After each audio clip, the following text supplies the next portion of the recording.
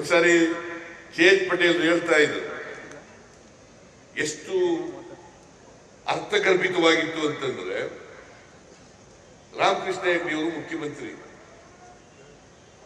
Janata party legislature party meeting ನಡೀತಾ ಇತ್ತು. ಆಗ ಬಿ ರಾಜಯ್ಯನವರು ಅಂತೇಳಿ ಸಳುಕಾಶ್ರೀ ಕ್ಷೇತ್ರದವರು ಮಂತ್ರಿಯಾಗಿದ್ರು. ಅವರು ರಾಮಕೃಷ್ಣ ಹೆಗಡೆಯವರನ್ನ ಹೊಗಳ್ತಾ ಇದ್ರು ಲೆಜಿಸ್ಲೇಚರ್ ಪಾರ್ಟಿ ಮೀಟಿಂಗ್ ಅಲ್ಲಿ. ನೀವು ಮಹಾ ಮೇಧಾವಿಗಳು, ಮಹಾ ಬುದ್ಧಿವಂತರು ಅಂತ ಎಲ್ಲ ಹೇಳ್ತಾ ಇದ್ರು.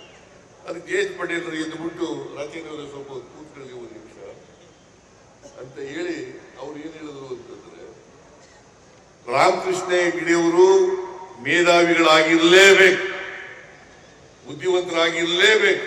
ಯಾಕಂತಂದ್ರೆ ಅವ್ರಿಗೆ 5,000 ವರ್ಷಗಳ ಇತಿಹಾಸ ಇದೆ. ನನಗೆ ಅಂದ್ರೆ ಕೆ.ಎಚ್. ಪಟೇಲ್ರಿಗೆ, ನನಗೆ ಬಸವಣ್ಣ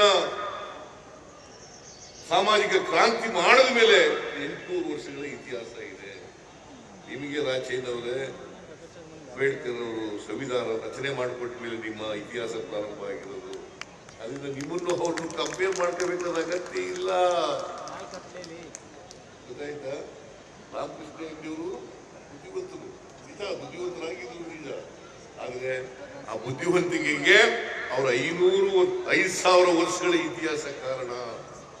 ನಾನು ನಿಮಗಿಂತ ಬುದ್ಧಿವಂತ ಯಾಕಪ್ಪ ಅಂತಂದ್ರೆ, ನನಗೆ 800 ವರ್ಷಗಳ ಇತಿಹಾಸ ಇದೆ. ನಿಮಗೆ ಬರೀ ಸ್ವಾತಂತ್ರ್ಯ ಬಂದ ಮೇಲೆ, ಸಂವಿಧಾನ ಜಾರಿಗೆ ಬಂದ ಮೇಲೆ ಇತಿಹಾಸ ಪ್ರಾರಂಭ ಆಗಿದೆ. ಅದರಿಂದ ನಾವು ಇತಿಹಾಸನ ಅರ್ಥ ಮಾಡ್ಕೋಬೇಕು. ಇತಿಹಾಸ ಅರ್ಥ ಆಗದೆ ಹೋದ್ರೆ, ಇತಿಹಾಸ ತಿಳ್ಕೊಳ್ತಕ್ಕಂಥ ಪ್ರಯತ್ನ ಆಗದೆ ಹೋದ್ರೆ, ಇಂಥ ವ್ಯಕ್ತಿಗಳು ಹಾಗೇ ಮರೆಯಾಗ್ಬಿಡ್ತಾರೆ. ಸಂಗೊಳ್ಳಿ ರಾಯಣ್ಣಂತೆಯವರು, ಕಿತ್ತೂರು ರಾಣಿ ಚೆನ್ನಮ್ಮನಂತೆಯವರು, ವೆಂಕಟಪ್ಪ ನಾಯಕರಂತೆಯವರು ಎಲ್ಲ ಹಾಗೆ ಮರೆಯಾಗ್ಬಿಡ್ತಾರೆ. ಅದಕ್ಕೋಸ್ಕರ ಇವು ಇತಿಹಾಸದ ಪುಟಗಳಲ್ಲಿ ಇರಬೇಕು ಅಂತ ಹೇಳಿ ನಾನು 100 ಎಕರೆ ಜಮೀನನ್ನ ಕೊಟ್ಟು ಈ ಪ್ರಾಧಿಕಾರಕ್ಕೆ, ಸಂಗೊಳ್ಳಿ ರಾಯಣ್ಣ ಪ್ರಾಧಿಕಾರಕ್ಕೆ 100 ಎಕರೆ ಜಮೀನನ್ನ ಕೊಟ್ಟು 267 ಕೋಟಿ ರೂಪಾಯಿಗಳನ್ನ ಖರ್ಚು ಮಾಡಿ ಇವತ್ತು ಉತ್ತಮವಾದಂತಹ ಸೈನಿಕ ಶಾಲೆ ಆಗಿದೆ. 5, 6 ಮತ್ತು 7ನೇ ತರಗತಿ ಮಕ್ಕಳು ಓದ್ತಾ ಇದ್ದಾರೆ ಅಲ್ವೇನ್ರಿ? 6 ಮತ್ತು 7ನೇ ತರಗತಿ. ಇನ್ನು ಮುಂದಿನ ದಿನಗಳಲ್ಲಿ ಹೆಚ್ಚು ವಿದ್ಯಾರ್ಥಿಗಳು ಜಾಸ್ತಿ ಆಗ್ತಾರೆ. 7, 8, 9, 10, 11, 12 ಹೀಗೆ ಆಗ್ತಾರೆ. ಸೊ ಇದರಿಂದ ಏನಾಗ್ತದೆ, ದೇಶಭಕ್ತಿ ಜೊತೆಗೆ ಈ ದೇಶವನ್ನ ಕಾಯ್ತಕ್ಕಂಥವ್ರು ಯಾರು? ಸೈನಿಕರು. ಈ ದೇಶದ ಸೈನ್ಯಕ್ಕೆ ಸೇರ್ತಕ್ಕಂಥದ್ದು ಆಗ್ತದೆ. ದೇಶ ಸೇವೆ ಮಾಡಬೇಕಲ್ಲ, ನಮ್ಮನ್ನೆಲ್ಲ ಇವತ್ತು ದೇಶದ ರಕ್ಷಣೆ ಮಾಡಬೇಕಲ್ಲ, ದೇಶದ ಸಾರ್ವಭೌಮತೆ ಉಳಿಬೇಕಲ್ಲ. ಈ ದೇಶದ ರಕ್ಷಣೆ ಮಾಡ್ತಕ್ಕಂಥವರು ಸೈನಿಕರು, ಈ ದೇಶದ ಸೈನಿಕರು. ಅದಕ್ಕೆ ನಾವು 3 ವರ್ಗದ ಜನರನ್ನ ಯಾವಾಗಲೂ ಕೂಡ ಜ್ಞಾಪಕ ಇಟ್ಕೋಬೇಕಾಗ್ತದೆ. ಒಂದು, ರೈತರು, ಅನ್ನ ಕೊಡ್ತಕ್ಕಂಥವ್ರು. 2ನೇವರು ವಿದ್ಯೆ ಕಲಿಸ್ತಕ್ಕಂಥವ್ರು, ಟೀಚರ್ಗಳು. ಮತ್ತು 3ನೇವರು ದೇಶ ಕಾಯ್ತಕ್ಕಂಥ ಸೈನಿಕರು. ಇವರನ್ನ ಜ್ಞಾಪಕ ಇಟ್ಕೋಬೇಕು. ಇವರನ್ನ ಗೌರವಿಸ್ತಕ್ಕಂಥ ಕೆಲಸವನ್ನು ಯಾವಾಗಲೂ ಕೂಡ ಮಾಡಬೇಕಾಗ್ತದೆ. ಸೈನಿಕರು, ಉಪಾಧ್ಯಾಯರುಗಳು ಮತ್ತೆ ರೈತರು ಇವತ್ತು ಅನ್ನ ಕೊಡದೇ ಹೋಗಿದ್ರೆ, ರೈತರು ಬೆಳೀದೇ ಹೋಗಿದ್ರೆ, ಈ ದೇಶದಲ್ಲಿ ಹಸುಕ್ರಾಂತಿ ಆಗದೆ ಹೋಗಿದ್ರೆ ಎಲ್ಲರೂ ಊಟ ಮಾಡ್ತಕ್ಕಂಥ ಪರಿಸ್ಥಿತಿ ಇರ್ತಿರ್ಲಿಲ್ಲ. ಹೊಟ್ಟೆ ತುಂಬ ಊಟ ಮಾಡ್ತಕ್ಕಂಥ ಪರಿಸ್ಥಿತಿ ಇರ್ಲಿಕ್ಕೆ ಸಾಧ್ಯ ಆಗ್ತಿರ್ಲಿಲ್ಲ. ಆಹಾರದ ಸ್ವಾವಲಂಬನೆ ಆಗ್ಲಿಕ್ಕೆ ಸಾಧ್ಯ ಆಗ್ತಿರ್ಲಿಲ್ಲ. ಹಸಿರು ಕ್ರಾಂತಿ ಮಾಡಿದವರು ಯಾರು? ಯಾರ್ರೀ ಮಾಡಿದವರು?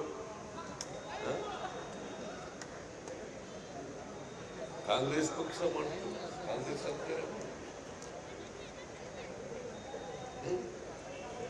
ಲಾಲ್ ಬಹದ್ದೂರ್ ಶಾಸ್ತ್ರಿಯವರು, ಇಂದಿರಾ ಗಾಂಧಿಯವರು,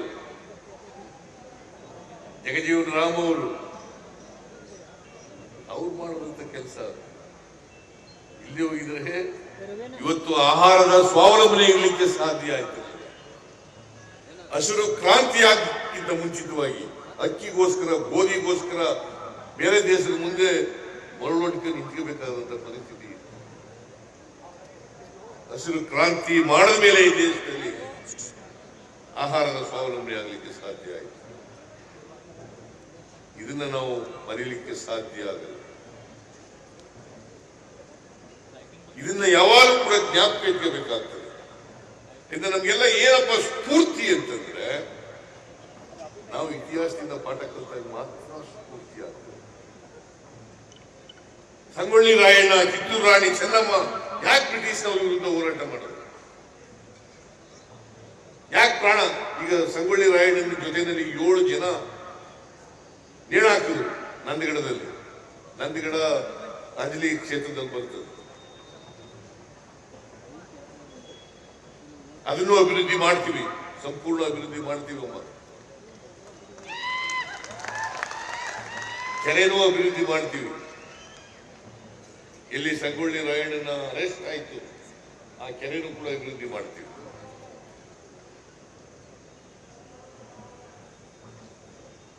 ಬಟ್ ಒಂದು ಕಾಕ್ತಾಳೀಯ ಹೆಂಗಿದೆ ನೋಡಿ.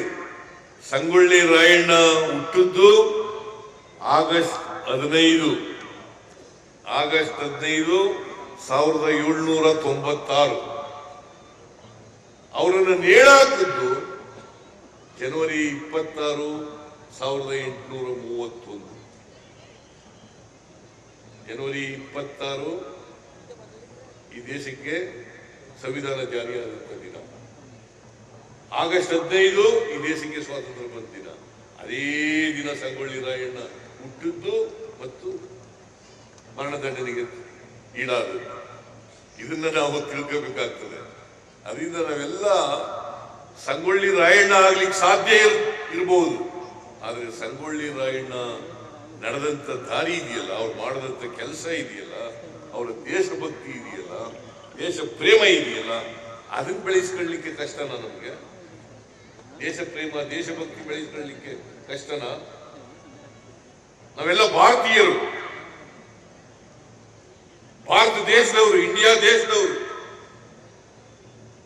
ಆದ್ರೆ ಪರಸ್ಪರ ಒಬ್ರಿಗೊಬ್ರು ದ್ವೇಷ ಮಾಡಬಾರ್ದು.